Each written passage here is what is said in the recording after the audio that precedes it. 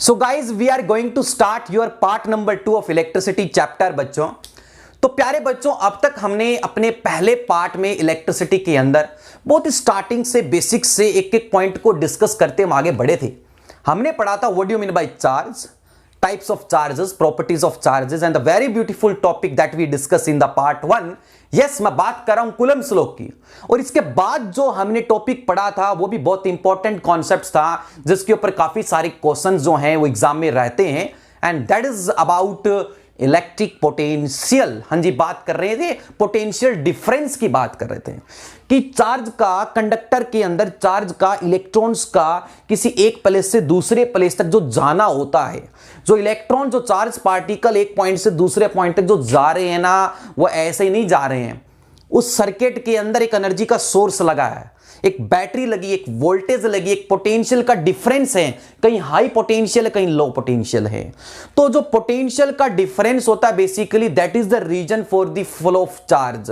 अगर यहां 20 वोल्ट और यहां भी 20 वोल्ट है, when the two points comes at equal potential then there will be no flow of charge in between these two points. But when the two points have some difference in their potential, then charge starts to flow from higher potential to lower potential। ये बात करी थी, कुछ important questions हमने discussion किए थे, उम्मीद करता हूं आप सभी को समझ में आए हैं। तो बढ़ते हैं आज के इस लेक्चर की तरफ। आप सभी का हार्दिक अभिनंदन व स्वागत अचीवर एकेडमी के इस चैनल पर बच्चों। तो बच्चों आज के इस लेक्चर में आप सभी को निखिल सर से जानने को मिलेगा एक प्यारा सा टॉपिक जो आपने 10th और 12th के अंदर भी पढ़ा है। बात कर रहे हैं सर ओम्स लॉ की।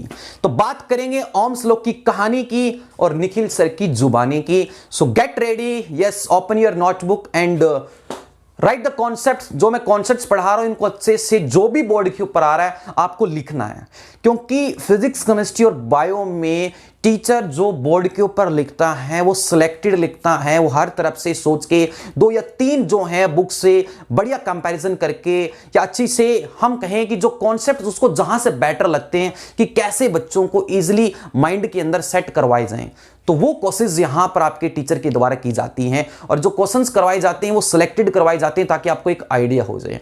तो आपको रेडी रखना है अपने आप को कि हमें हर तरह से तैयार होना है। स्टार्ट करते हैं बच्चों आज का लेक्चर ओम्स लॉ। आज के लेक्चर में बात करेंगे ओम्स लॉ की, बात करेंगे what do you mean by resistance.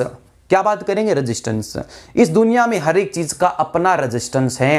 Resistance का मतलब क्या है वो जानेंगे, रेजिस्टिविटी का मतलब जानेंगे, जिसको हम स्पेसिफिक रेजिस्टेंस भी बोलते हैं। उसके बाद next that we will discuss about combination of resistances. If I give you 2 or 3 resistance or more than 3 resistance and I ask to you how can you combine or how can you connect 2 or more than 2 resistances, कि आप 2 या 2 से ज्यादा resistances को in how many ways or methods you can connect or combine them। तो जैसा कि आप 10th और 12th में पढ़ के आए हैं कि सर कितने भी रेजिस्टेंसेस हो उनको कनेक्ट करने के फिजिक्स में 2 तरीके हैं। आइदर वी कैन कंबाइन और connect the how many resistances in series combination और इन पैरेलल कॉम्बिनेशन। तो what is the identification of series combination to combine the resistances?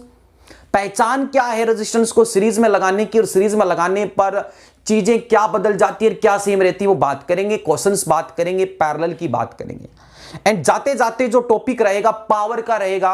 और वर्क एनर्जी एंड पावर में chapter में मैंने power पढ़ाया था, बिल्कुल सिमिलर कॉन्सेप्ट है पावर का, और इसके ऊपर करेंगे क्वेश्चंस। तो आर यू रेडी? स्टार्ट करते हैं ओम्स लॉ।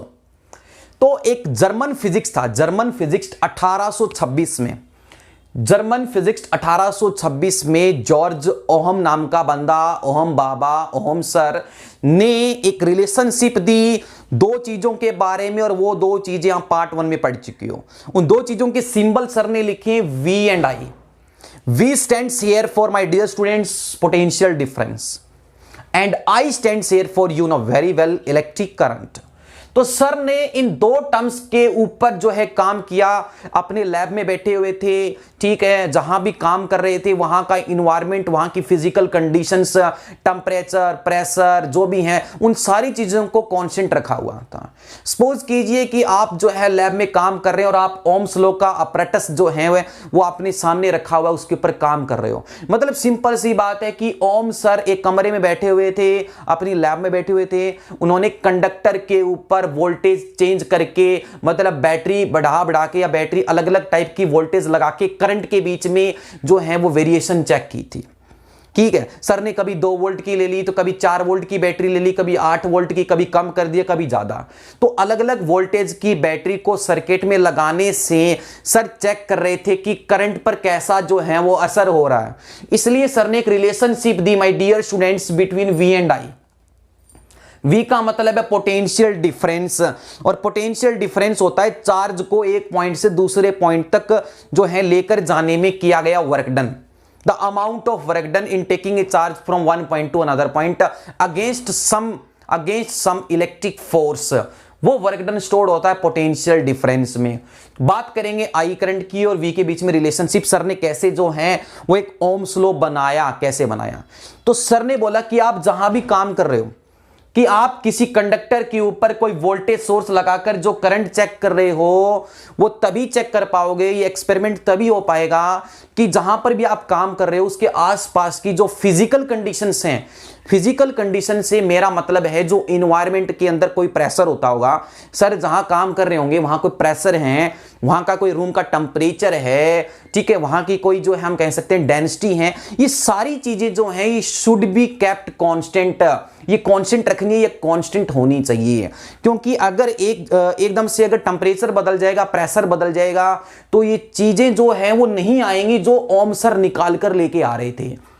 तो सर ने क्या किया बेसिकली बच्चों, सर ने बात की थी, मैं जो बोल रहा हूं उस पर जो है गौर करना। At constant condition of temperature, pressure, humidity etcetera, क्या बोला मैंने, at constant condition of temperature, pressure, humidity etcetera, the potential difference we applied across the both ends of the conductor, कि जो हमने पोटेंशियल डिफरेंस अप्लाइड किया है इस conductor के दोनों एंड्स की across is directly proportional to current flowing through the conductor. कि सर ने बात की थी कि सर्किट के अंदर जो करंट फ्लो हो रहा है, कि the current flowing through the conductor, आप ऐसा बोलना है आपको कि the current flowing through the circuit through the conductor, कि किसी कंडक्टर में, किसी सर्किट में फ्लो होने वाला करंट डिपेंड करेगा या डायरेक्टली प्रोपोर्शनल होगा किसके, potential difference applied across the ends of the conductor, कि इस कंडक्टर के दोनों एंड के अक्रॉस जितनी वोल्टेज आप लगाओगे उसके अकॉर्डिंग सिमिलरली लीनियरली वेरी करेगा आई। तो बेसिकली जो आई है, जैसा मैं लिख रहा हूं, वो डायरेक्टली प्रोपोर्शनल रहता है वी के। भी किसी सर्किट में करंट का कम फ्लो होना, ज्यादा फ्लो होना डिपेंड करता है कि आपने जो एनर्जी सोर्स लगाया है, जो बैटरी लगाई है, उसकी वोल्टेज क्या रही है। तो सर ने देखा कि जब मैं एक काम कर रहा हूं तो उसके आसपास की जो भी कंडीशंस हैं अगर उनको कांस्टेंट रख रहा हूं, तो मैं जैसे वोल्टेज बढ़ा रहा हूं तो करंट का भी वेरिएशन, करंट में चेंज भी वैसे ही आ रहा है। भी 2 वोल्ट बढ़ाई तो करंट में 2 का ही इंक्रीमेंट हुआ, 4 बढ़ाई तो 4 का ही इंक्रीमेंट हुआ। इसको बोलते हैं डायरेक्टली प्रोपोर्शनल। ये सिंबल होता है डायरेक्टली प्रोपोर्शनल। डायरेक्टली प्रोपोर्शनल में चीजें आमने सामने होती हैं प्यारे बच्चों। और ये काम कैसे करती हैं डायरेक्टली प्रोपोर्शनल में, अगर इधर की चीज बढ़ी तो इधर की भी बढ़ी, अगर इधर की घटी तो इधर की भी घटी। आई बात समझ में, दिमाग में कुछ फिट हुआ, आगे बढ़ते हैं। तो वैसे तो हम लेके ये चलते हैं I is directly proportional to V, लेकिन फॉर्मूला बनाने के लिए, मैथ्स का फॉर्मूला लगाने के लिए, मैथ कहता कि अगर ये नंबर इसके डायरेक्टली प्रोपोर्शनल है तो ये इसके भी हैं, लेकिन स्टार्टिंग में I डायरेक्टली प्रोपोर्शनल होता है V में। बच्चों को ओम्स लॉ के बारे में इस चीज को लेकर बड़ी ही कंफ्यूजन रहती है कि sir I directly proportional V होता है कि V is directly proportional to I होता है। कॉन्सेप्ट है I directly proportional to V। एक बात बताइए कि जो करंट बढ़ेगा या वो घटेगा वो तो वोल्टेज को चेंज करके जो है कम ज्यादा करके ही होगा ना। ये थोड़ी है कि अभी जो है सर्किट के अंदर 2 वोल्ट की बैटरी लगी है, बाई चांस आपने सर्किट के अंदर करंट कर दिया 10 एम्पियर, क्या वोल्टेज जो है वो 10 वोल्ट की हो जाएगी क्या? अरे बैटरी आपने जो मार्केट से जो भी वोल्ट की बैटरी लेके आए वो तो फिक्स ही रहेगी ना। हाँ, वोल्टेज को कम ज्यादा करने से करंट कम ज्यादा होता है, तो इसलिए हमने बोला था कि I directly proportional to V, लेकिन फॉर्मूला बनाने के लिए वी हैव टू राइट या we write V directly proportional to I।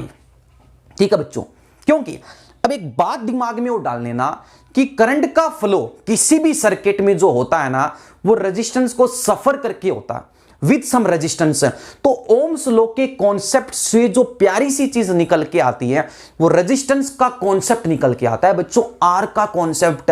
तो तैयार हो जाइए, आर का मतलब क्या है। तो V is directly proportional to I। तो देख लिया आपने, कंडक्टर है, इसका एंड A है, ये एंड B है। इस कंडक्टर के दोनों एंड्स को मैंने एक V वोल्ट की बैटरी से कनेक्ट कर दिया, कुछ भी हो सकती है, 10 वोल्ट 15 वोल्ट वट एवर, हमें मतलब नहीं है। जैसे ही कनेक्ट किया मैंने, सर्किट क्लोज किया, मतलब हमने ऑन कर दिया इसको, तो हमें यहां पर करंट मिला I का। तो I और V के बीच में, हाँ जी याद रखना, जब भी कोई भी सर्किट, एक बात याद रखो, सर्किट जो होता है ना, सर्किट एक ऐसा कॉन्टिन्यूअस क्लोज पाथ है, ये पूरा पाथ क्लोज होता है। सर्किट का मतलब होता है continuous close path which contains conductor, cell, battery, plug key, ammeter, volt meter, इन सारी चीजों से मिलकर बनता है सर्किट। सर्किट 2 टाइप के होते हैं, open circuit and close circuit. अगर मैं इसकी जगह अगर ये वाली की यूज करता बच्चों, जैसा कि मैंने बताया था, दिस इज कॉल्ड टैपिंग की। क्या अभी आपको सर्किट क्लोज नजर आ रहा है? कहीं से टूटा हुआ नजर नहीं आ रहा है क्या? बिल्कुल आ रहा है। ब्रेकिंग नजर नहीं आ रही है क्या? हाँ जी। तो करंट पुल टूट चुका है, करंट को चलने के लिए चाहिए पूरा क्लोज पाथ। तो जैसे इसको हम क्लोज कर देंगे तो अब सर्किट बंद हो गया है, पूरा क्लोज हो गया, अब करंट चलेगा। ठीक है, तो एक होता है ओपन सर्किट, एक होता है क्लोज। ओपन का मतलब सिंपल सी बात है कि ब्रेकिंग है, मतलब कहीं ना कहीं जो है स्विच हमारा जो है वो बंद है, और स्विच अगर ऑन होगा तो करंट चल पड़ेगा। तो सर ने क्या किया, सर ने V लगाकर I चेक किया। ठीक है, हाँ, आसपास का जो टेम्परेचर है, जो प्रेशर है, वो कांस्टेंट रखा है सर ने, इस चीज को ध्यान में रखना। सर बोलते हैं कि V is directly proportional to I, कि जैसे जैसे V बढ़ाता हूं वैसे वैसे I बढ़ता है। 1 वोल्ट तो 1 ampere, 2 volt 2 ampere, 3 volt 3 ampere. तो जब भी साइन को हटाते हैं फिजिक्स में इसकी जगह कांस्टेंट आता है। When we remove this sign of proportionality, we get a constant in the place of this, and that constant is a very beautiful term execute from the Ohm's law. Ohm's law से जो प्यारा सा concept निकल के आता है, जो प्यारी सी चीज निकल के आती है, वो R निकल के आता है। और V इक्वल टू IR, पहला फॉर्मूला आ गया आज के इस लेक्चर का, जल्दी से अपनी कॉपी में राइट डाउन कर लीजिए। V equal to IR, Ohm's law। बात करते हैं रेजिस्टेंस क्या है। रेजिस्टेंस नॉर्मली में एक डेली लाइफ का रूटीन वर्ड है, बोलते हैं कि रेजिस्टेंस बहुत है लाइफ में, रेजिस्टेंस बहुत है, तेरे में है, तेरी लाइफ में, मेरी लाइफ में, इस दुनिया के हर एक बंदे की लाइफ में रेजिस्टेंस है, हर चीज का रेजिस्टेंस है। रेजिस्टेंस का मतलब दुनिया में या बंदे जो लेके चलते हैं, हम जिस चीज से लेके चलते हैं, रेजिस्टेंस का मतलब है रुकावट, दिक्कत, बाधा, कठिनाई। फ्लो में आपके फ्लो में आपको पढ़ाई करने से, स्टडी करने से जो डिस्ट्रैक्ट करते हैं, जो भी थिंग्स, वो रेजिस्टेंस है।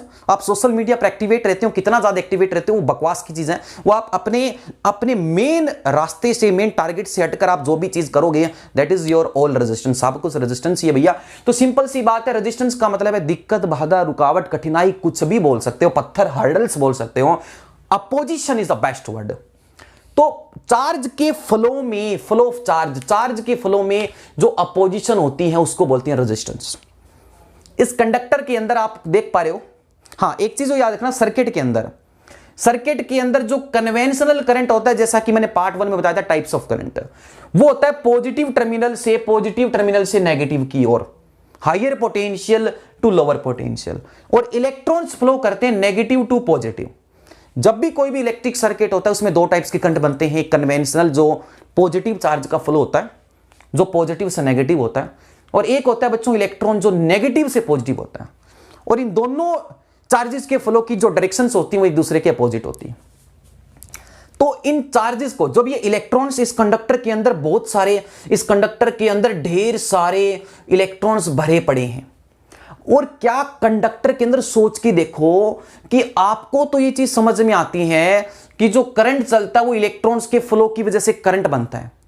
लेकिन क्या ये इतनी आसानी से इलेक्ट्रॉन्स इस कंडक्टर के इस एंड से इस एंड तक आ जाते हैं क्या? नहीं भैया, इस कंडक्टर के अंदर इलेक्ट्रॉन्स के अलावा ऐसी बहुत सारी चीजें हैं जो इलेक्ट्रॉन्स को चलने में दिक्कत करती हैं। तो ऐसी कौन सी चीजें हैं? पॉजिटिव आयंस होते हैं बच्चों। क्या होते हैं? Positive ions. तो जैसा कि आपको यह पता है कि मैंने बताया था पार्ट 1 में कि इलेक्ट्रॉन्स जो होते हैं वो आपके रिस्पॉन्सिबल होते हैं इलेक्ट्रिसिटी के लिए। तो बीच में क्या रहते हैं? बीच के अंदर रहते हैं आयंस, कर्नल्स बोलते हैं, जो है इनको कर्नल्स बोलते हैं, पॉजिटिव आयंस हैं, and they remain fix eight there positions. और इनके बीच में इलेक्ट्रॉन्स करते हैं मूव। तो इलेक्ट्रॉन्स जब चलते हैं तो रास्ते में आने वाली हर एक चीज के साथ टकराते हैं, और जहां टकराते हैं खुद के साथ भी टकराना हो सकता है और रास्ते में आने वाली और चीजों के साथ भी टकराना हो सकता है। तो जहां टकराना हो गया वहां चार्ज के फ्लो में दिक्कत आ गई कि नहीं आ गई? हर्डल आ गया कि नहीं आ गया?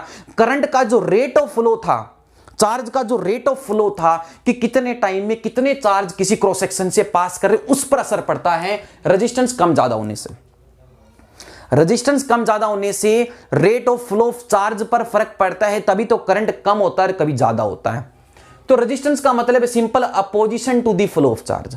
कारण क्या है बच्चों? रीजन क्या है कि सर कंडक्टर के अंदर दो चीजें होती हैं, एक होते हैं मूवेबल चीजें, मूवेबल पार्ट, एक होता है नॉन मूवेबल पार्ट। जो मूवेबल होता है वो करंट बना के लेके आएगा, जो नॉन मूवेबल वो क्या करेगा? वो करंट को चलने में दिक्कत डालेगा। तो इलेक्ट्रॉन्स क्या है? Due to collision of electrons, कि सर इलेक्ट्रॉन्स के कोलिजन की वजह से किसके साथ भैया?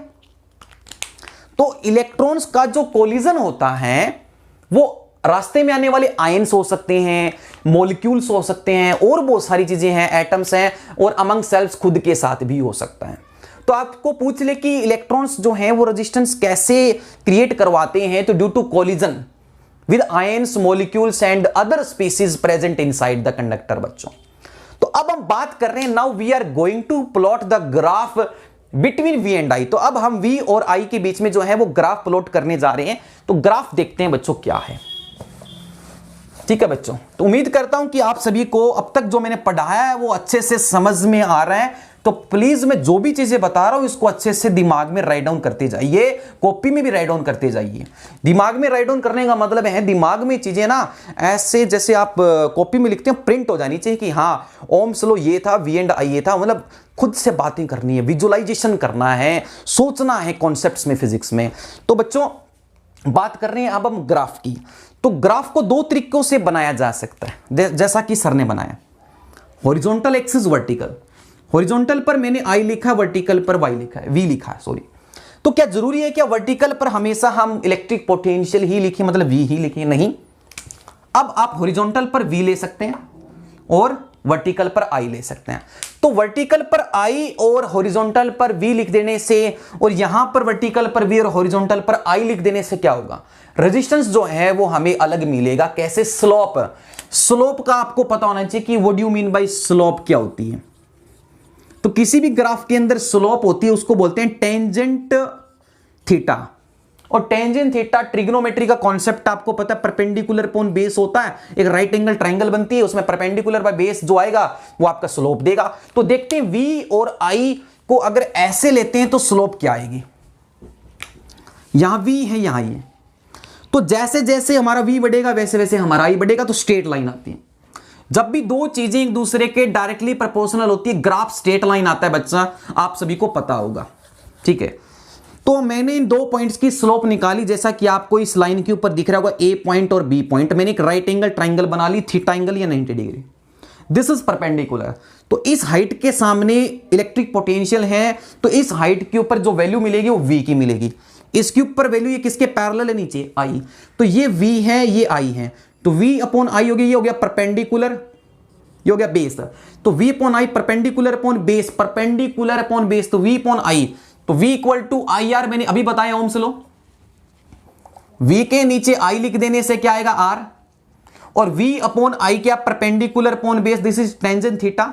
तो टेंजेंट थीटा किसके बराबर है? R के। तो स्लोप हमारी डायरेक्टली प्रोपोर्शनल आई किसके बच्चों? R के। तो पहले ग्राफ में सर जो स्लोप है वो डायरेक्टली प्रोपोर्शनल है किसके? R के। तो मतलब इस कॉन्सेप्ट का हम क्वेश्चन में कैसे यूज करेंगे। फॉर एग्जांपल कि अगर मैं आपको किन्हीं दो मेटल्स का, कि आपको मैं दो मेटल्स दे दूं, एक मेटल ए दे दूं, एक मेटल बी, तो फॉर द टू मेटल्स मैं वोल्टेज और करंट का वेरिएशन जो है मैं यहां दिखा रहा हूं आपको, और बताना है कि ए और बी मेटल्स में से किसका रेजिस्टेंस जो है वो ज्यादा है।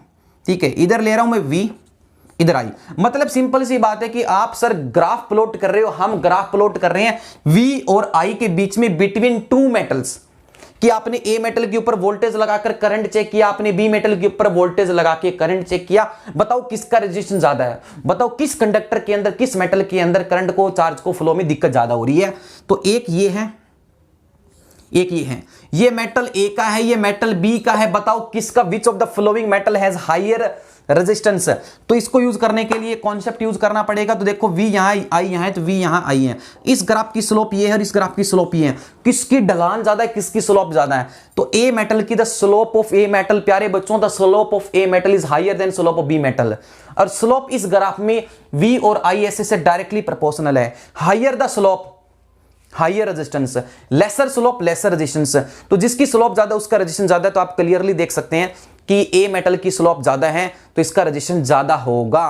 तो अगर मैं इसको उल्टा कर दूं तो क्या होगा अब, हाँ जी, सेकंड ग्राफ पे आ जाइए। सेकंड ग्राफ में अब V यहां लिया, I यहां लिया, वापस स्ट्रेट लाइन आई है, स्लोप निकालोगे तो I अपॉन V आएगा आपके पास, परपेंडिकुलर अपॉन बेस, और I अपॉन V कर देने से क्या होगा, तो बच्चों I अपॉन V कर देने से अब की बार जो रेजिस्टेंस आएगा I अपॉन V करने से 1/R है, और I अपॉन V का मतलब है स्लोप। तो सेकंड वाले ग्राफ में स्लोप है इनवर्सली प्रोपोर्शनल टू रेजिस्टेंस। अब जिसकी स्लोप ज्यादा हुई उसका रेजिस्टेंस कम है, अब जिसकी स्लोप ज्यादा हुई उसका रेजिस्टेंस कम है, और जिसकी स्लोप कम हुई उसका रेजिस्टेंस ज्यादा है। तो अब की बार वो उल्टा हो जाएगा क्वेश्चन, जिसमें अभी मैंने बताया, अभी जिस क्वेश्चन में जिस मेटल की स्लोप ज्यादा थी तो उसका रेजिस्टेंस ज्यादा था, लेकिन अब उसका रेजिस्टेंस कम हो जाएगा, पहले वाले का जो बी का था वो ज्यादा हो जाएगा, उल्टा है। तो इसलिए हम यहां पर इस ग्राफ को डिस्कस करते हैं। तो आपको आइडिया हो जाना चाहिए, अगर V और I ऐसे हैं तो कैसे रेजिस्टेंस निकलेगा, IV है तो कैसे, ऐसा है तो slope inversely proportional to resistance है, रेजिस्टेंस जो है वो स्लोप के साथ इनवर्सली में है, स्लोप घटी तो रेजिस्टेंस बढ़ा, स्लोप बढ़ी तो रेजिस्टेंस बढ़ा। ठीक है, ये आपको याद रखना है, इनवर्सली में उल्टा काम होता है। तो हम बढ़ते हैं नेक्स्ट कंसेप्ट की तरफ। बात कर रहे हैं हम कि एक बात बताइए कि रेजिस्टेंस जो है वो करंट के साथ कैसा काम करता है।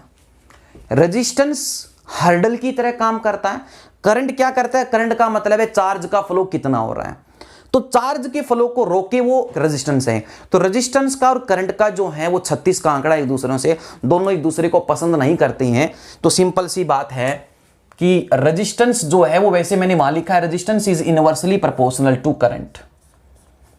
रेजिस्टेंस जो है वो इनवर्सली प्रोपोर्शनल है बच्चों किसके, करंट के। अगर रेजिस्टेंस बढ़ा, अपोजिशन बढ़ा, कोलिजन्स बढ़े, इलेक्ट्रॉन्स का टकराना बढ़ा रास्ते में आने वाली चीजों के साथ, तो करंट कम हो जाता है, चार्ज का फ्लो कम हो जाता है किसी टाइम में। तो इस रेजिस्टेंस को कम ज्यादा करके ही तो करंट को कम ज्यादा किया जा सकता है। करंट बढ़ाना है, रेजिस्टेंस कम करो, करंट घटाना है, रेजिस्टेंस ज्यादा करो। तो ऐसे कौन से फैक्टर हैं किसी कंडक्टर के कि जिसको अफेक्ट करके हम कंडक्टर का जो रेजिस्टेंस है, ठीक, उसको अफेक्ट किया जा सकता है, करंट को कंट्रोल कर सकते हैं। मतलब factors on which resistance of a conductor depend. तो ऐसे कौन कौन से फैक्टर्स हैं, ठीक है, जैसा कि आपने 10th क्लास में और +2 क्लास में पढ़ा है। सर ने एक कंडक्टर दिया है, ए और बी इसके एंड है।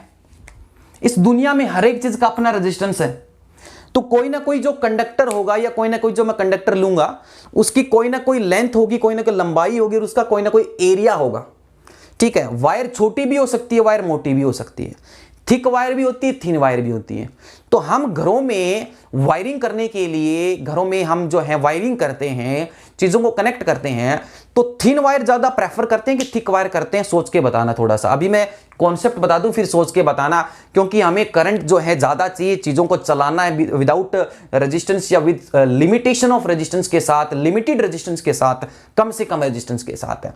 तो सर ने कंडक्टर लिया है ए और बी, उसका रेजिस्टेंस आर है, इसकी लेंथ एल है, उसका एरिया ए है।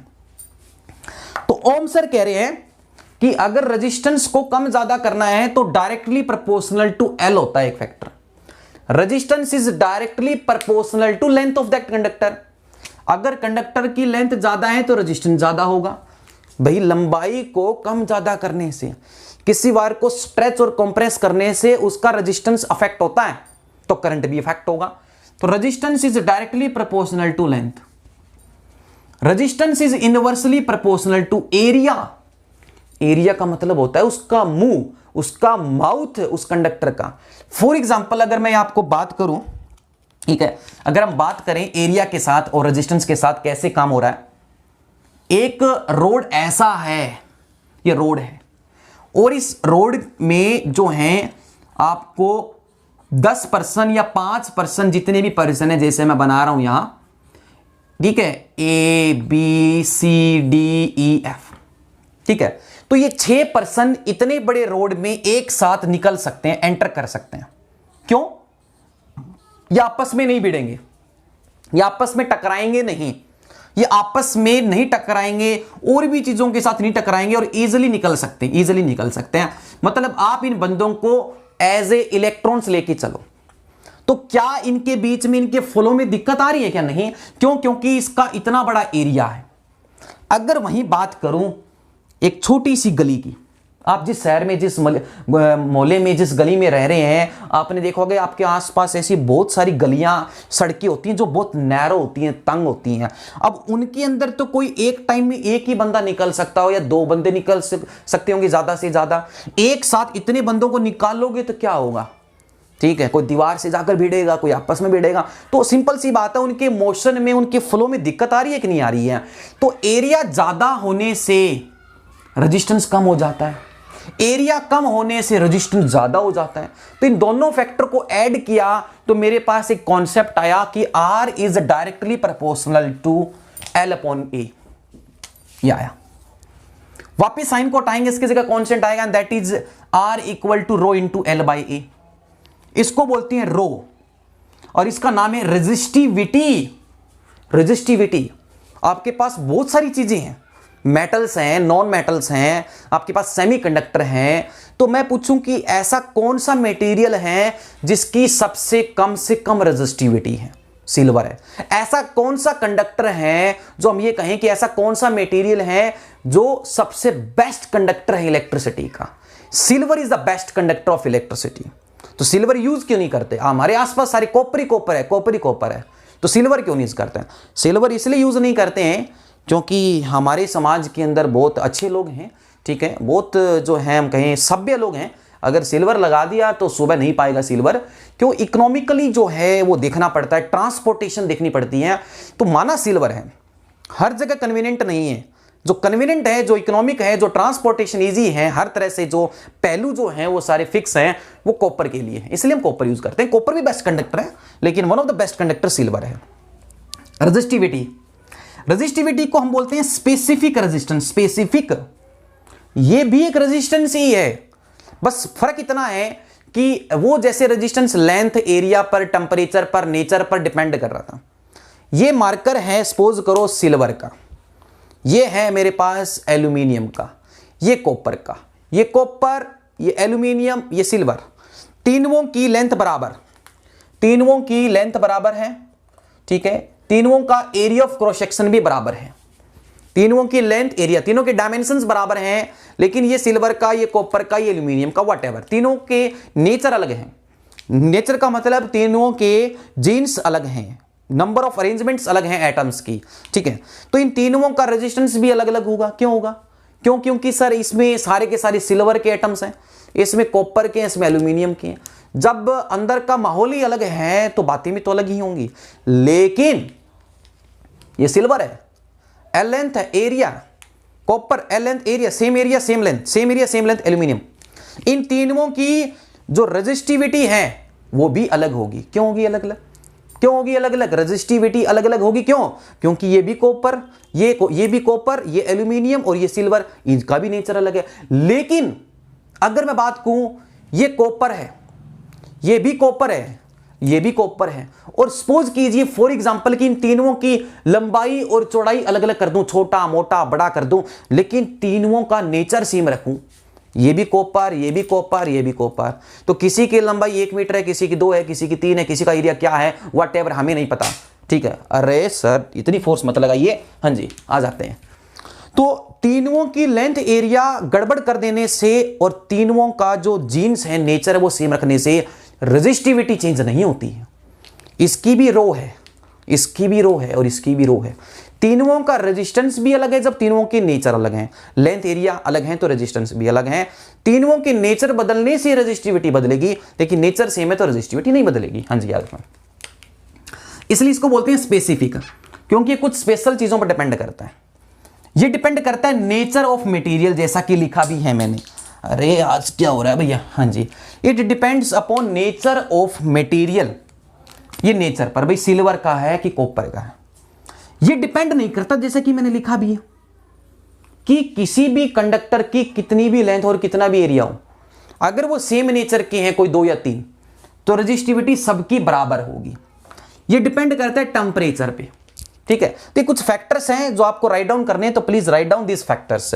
हाँ जी, तो आपका एक फॉर्मूला तो ये बना V = IR, एक ये बना R = ρ × L/A, एक ये बना। तो I = V/R होता है, तो I R के साथ इनवर्सली प्रोपोर्शनल है, तो R की SI यूनिट होती है ओम, ये सिंबल है। आपको निकालनी है SI यूनिट ऑफ रेजिस्टिविटी, तो रेजिस्टिविटी की SI यूनिट निकालनी है, तो देखो मैंने रो को एक साइड रखा, बाकी टर्म्स को एक साइड कर दिया, R × A/L। क्या आया? ओम मीटर स्क्वायर मीटर, तो मीटर से मीटर कैंसिल, ओम मीटर। तो याद कर लीजिए, इसको नोट डाउन कर लीजिए, ohm metre is the SI unit of resistivity. तो बच्चों अब हमने बात करी थी, अब तक हमने ओम्स लॉ की, रेजिस्टेंस की, फैक्टर्स की। अब हम पढ़ेंगे कॉम्बिनेशंस ऑफ रेजिस्टेंसेस, फिर पावर, फिर चैप्टर खत्म इलेक्ट्रिसिटी, फिर हम बात करेंगे कुछ सिलेक्टेड इंपॉर्टेंट क्वेश्चंस। तो अपनी रफ नोटबुक निकाल कर बैठना, देखते हो कि कितने बच्चे क्वेश्चन सोल्व करते हैं मेरे साथ। तब तक के लिए इन कॉन्सेप्ट्स को तैयार कीजिए। पहले जो हमारे बचे 2 टॉपिक हैं, combinations of resistance series, parallel and power वाला टॉपिक करेंगे, फिर जाते जाते आज के इस लेक्चर के सारे क्वेश्चंस करेंगे जितने हो सकते हैं। Thank you. तो बच्चों अब हम अपने नेक्स्ट टॉपिक देख रहे हैं इस लेक्चर के अंदर, जिसके अंदर हम सीखेंगे कॉम्बिनेशन ऑफ रेजिस्टेंसेस, कि अगर मैं आपको 3 या 3 से ज्यादा रेजिस्टेंस दे दूं and I ask to you how can you connect और combine these number of resistances in how many ways, कि आप कितने तरीकों से कितने गिवन नंबर ऑफ रेजिस्टेंसेस को कनेक्ट कर सकते हो। जैसा कि आपने छोटी क्लासेस में, अर्लियर क्लासेस में you have studied that there are 2 ways or 2 methods to combine a given number of resistances. The very first series combination you can see बच्चों, and the last one is parallel combination. तो या तो हम sir चीजों को series में connect करेंगे या पैरेलल में कनेक्ट करेंगे। जब हम सीरीज में कनेक्ट करेंगे तो क्या हो जाएगा, क्या चीज सेम रहेगी, क्या चीज डिफरेंट रहेगी, क्या फॉर्मूला आएगा और कैसे जो है इस कॉन्सेप्ट को हमें क्वेश्चन में अप्लाई करना है, ये जानेंगे, बने रहिए। फिर उसके बाद बात करेंगे पैरेलल कॉम्बिनेशन की, कि पैरेलल कॉम्बिनेशन में क्या चीज सेम रहती है, क्या चीज डिफरेंट हो जाती है, क्या एडवांटेज मिलता है, क्या फॉर्मूला आता है, कैसे क्वेश्चन सोल्व करेंगे, ये भी जानेंगे। और आपकी जानकारी के लिए एक चीज मैं आपको बता दूं, आप सभी को पता भी है कि हमारे घर के जितने भी अप्लायंसेस हैं, all the appliances of our homes connected in parallel combination. Why? क्योंकि हर एक चीज को, घर के जितने भी अप्लायंसेस हैं, तो उनको हम, हमारी जब मर्जी होती है हम तभी चलाते हैं। हीटर है तो हमें हीटर चलाना तो हीटर चलाते हैं, एसी चलाना तो एसी चलाते हैं। ये थोड़ी है कि हीटर के साथ एसी भी चलाओगे, नहीं, जो चीज की जरूरत होती है, रिक्वायरमेंट होती है, तभी हम चलाते हैं। मतलब हर कंपोनेंट का, हर अप्लायंस का एक स्विच होता है, जिसको जब चाहो ऑन कर दो, ऑफ कर दो, तो दूसरा उसके साथ नहीं चलेगा। जो चीज चलाओगे, जो चीज ऑन करोगे वही चलता है ना घर में। इस अगर आपके घर में 3 रूम हैं, अगर आप एक रूम में सारे के सारे फैमिली मेंबर्स बैठे हैं तो उसी कमरे की चीजें ऑन करोगे, या ये थोड़ी है कि बाकी 2 कमरे में कोई नहीं बैठा तो उसकी भी सारी चीजें आप जो है ऑन कर दोगे, नहीं होता है ना। तो ऐसा कॉम्बिनेशन होता है पैरेलल। तो इसलिए पैरेलल कॉम्बिनेशन का सबसे बढ़िया एडवांटेज है कि हर अप्लायंस का अपना एक स्विच रहता है, जिसको ऑन करना वो ऑन होता है, जिसको ऑफ रखना होता है वो ऑफ रखना होता है। ठीक है, तो बात करते हैं। अच्छा, फिर ये सीरीज कॉम्बिनेशन कहां यूज करते हैं? ये सीरीज कॉम्बिनेशन कहां यूज करते हैं? जब बहुत सारी चीजों को एक साथ चलाना हो, इन सब का एक ही जो है वो ऑन और ऑफ का बटन होता है। जैसे आपने देखा होगा फेस्टिवल्स के अंदर, मैरिजेस के अंदर, पार्टीज के अंदर, फंक्शंस के अंदर पैलेस वगैरह सजे हुए होते हैं। ठीक है, जो लड़ियां लगी होती हैं, जो डेकोरेशन का पार्ट होता है वो सीरीज कॉम्बिनेशन में होता है। दिवाली आने वाली है तो जो आप अपने घर के बाहर जो लगाओगे, जो फ्रीज लगाएंगे आप, उसमें सभी का जो है फ्रीज का, लड़ियों का एक ही ऑन और ऑफ का बटन होता है, जिससे सारी जो हैं बल्ब्स एक साथ ऑन करते हैं, एक साथ बंद हो जाते हैं। लेकिन डिसएडवांटेज ये है कि उनमें से अगर कोई 1-2 खराब हो जाते हैं तो पूरी वायर खराब हो जाती है। ठीक है, जो करंट जो है सर्किट के अंदर वो टूट जाता है, वो आगे फ्लो नहीं करता। तो है, तो फायदे भी हैं, हर एक चीज के अपने नुकसान भी हैं, लेकिन घर में हम यूज करते हैं पैरेलल कॉम्बिनेशन। ठीक है, फिर उसके बाद में बात करेंगे इलेक्ट्रिक पावर। इस इलेक्ट्रिक पावर के ऊपर बहुत सारे क्वेश्चंस पूछे जाते हैं कि सपोज कीजिए एक बल्ब है, उसका इतना रेजिस्टेंस है, उसको इतने वोल्टेज से कनेक्ट कर दिया, एक दिन के अंदर जो है वो इतनी पावर कंज्यूम करता है और 1 यूनिट का खर्चा इतना आता है, बताओ 30 दिन अगर मैं ऐसे यूज करूं तो कितना खर्चा आएगा? ऐसे क्वेश्चन आते हैं, करेंगे, बने रहिए। तो बच्चों, सीरीज कॉम्बिनेशन की क्या पहचान है? जैसा कि सर ने एक सर्किट बनाया है, मैंने 3 रेजिस्टेंसेस आपको दे रखे हैं, R1, R2, R3। जब आप सारी चीजों के जितने भी रेजिस्टेंसेस हैं, अगर उनको एंड टू एंड कनेक्ट कर देते हो, when you connect end to end all the resistances with each other, जैसे मैं कहूं कि हम 4 स्टूडेंट्स हैं, चारों के चारों स्टूडेंट जो हैं वो एक दूसरे के हाथ पकड़े हुए ऐसे लाइन में खड़े हैं ऐसे, तो वो जो कॉम्बिनेशन बना रहे हैं वो सीरीज कॉम्बिनेशन बना रहे हैं। लेकिन अगर मैं ये कहूं कि अगर इन तीनों रेजिस्टेंसेस का इधर वाला एंड, इन तीनों रेजिस्टेंस का इधर वाला एंड अगर मैं एक एंड पर अगर बांध दूं और इनका जो दूसरे वाला एंड है वो किसी दूसरे एंड पर बांध दूं, तो वो पैरेलल बनाएंगे। सीरीज में एंड टू एंड दिखेंगे, बिल्कुल कॉन्टिन्यूअस सीरीज दिखेगी। ठीक है, और पैरेलल में तीनों का जो हाथ है, जैसे सपोज कीजिए कि 3 बच्चे, मैं हूं, मेरा आगे एक है, उसके आगे भी एक है, तो हम तीनों के इधर वाले हाथ मैंने कहीं बांध दिए, उधर वाले हाथ बांधे, तो ये कॉम्बिनेशन पैरेलल, ये सीरीज। तो सीरीज कॉम्बिनेशन में R1, R2, R3, तो 3 रेजिस्टेंस के नेटवर्क को, और इस R1 का अपना रेजिस्टेंस है, R2 का अपना है, R3 का अपना है। जब 3 रेजिस्टेंस को सीरीज में लगा देते हो तो पूरे सर्किट का हमें निकालना है टोटल रेजिस्टेंस, इफेक्टिव रेजिस्टेंस, क्योंकि इसका भी रेजिस्टेंस है, इसका भी रेजिस्टेंस है, इसका भी रेजिस्टेंस है। कहीं ना कहीं ये भी करंट को रोकने की पावर लगाता है, अपोजिशन पावर, ये भी लगाएगा, ये भी लगाएगा। तो पूरे सर्किट की टोटल पावर क्या होगी? अपोजिशन पावर लगाने की, वो हमें बात करनी है। तो बच्चों, R1, R2, R3 कनेक्ट है V वोल्ट से।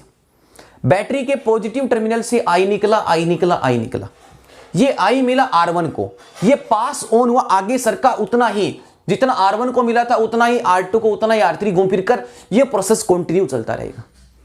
लेकिन I इंटू R1 से R1, R2, R3 इनके रेजिस्टेंस तो अलग हैं, लेकिन तीनों रेजिस्टेंस को सीरीज में करंट सेम मिल रहा है, चार्ज का फ्लो सेम मिल रहा है। तो सेम क्या जाता है सीरीज में? याद रख लो, सीरीज में सेम जाता है फ्लो ऑफ चार्ज, सीरीज में करंट सेम रहता है, हर चीज को करंट सेम मिलता है। लेकिन उनके रेजिस्टेंस जो है वो कम ज्यादा होने से और I और R की प्रोडक्ट कर देने से, मैंने बताया था इसी लेक्चर में कि ओम्स लॉ क्या कहता है कि अगर किसी R रेजिस्टेंस में I का करंट आ रहा है तो उसके दोनों टर्मिनल्स के अक्रॉस एक पोटेंशियल डिफरेंस बन जाता है। तो I इंटू R1 से V1, I इंटू R2 से इसके दोनों एंड के across V2, I into R3 से इसके दोनों एंड के अक्रॉस V3। और इस सर्किट के अंदर जितने भी रेजिस्टेंसेस हैं और उन रेजिस्टेंस के अक्रॉस जितने भी वोल्टेजेस आ रही है इंडिविजुअल, V1, V2, V3, इन तीनों का सम सर्किट की नेट वोल्टेज के बराबर होना चाहिए। भैया ये 6 है, पूरे सर्किट की 6, तो 2, 3, 1 हो सकता है, 3, 2, 1 हो सकता है, ऐसा कॉम्बिनेशन बनेगा। तो आपको जब टोटल रेजिस्टेंस याद रखना, सीरीज में 3 रेजिस्टेंस हो, 4 हो, n हो, इनफाइनाइट हो, सीरीज में टोटल रेजिस्टेंस होता है sum of, direct sum of their individual resistances, कि उनके जितने भी इंडिविजुअल रेजिस्टेंस हैं उनका डायरेक्ट सम कर दो, R1 plus R2 plus R3।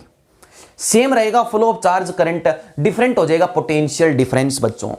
ठीक है, जैसे सपोज कीजिए अगर मैं ये 2 ओम का ले लेता, ये 4 का ले लेता, ये 6 का, तो इस पूरे सर्किट का टोटल रेजिस्टेंस आता है 6 4 10 2 12, कितना आता? 12 ओम।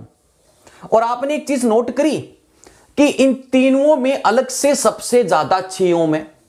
तो सीरीज कॉम्बिनेशन में पहले से एक आइडिया लगा लेना कि पूरे सर्किट का इन series combination the total resistance becomes greater than the larger in them, कि उनमें अलग से इंडिविजुअली लार्जर जो हैं, इन तीनों में से अलग से जो लार्जर हैं, आपका आंसर उससे भी बड़ा आएगा।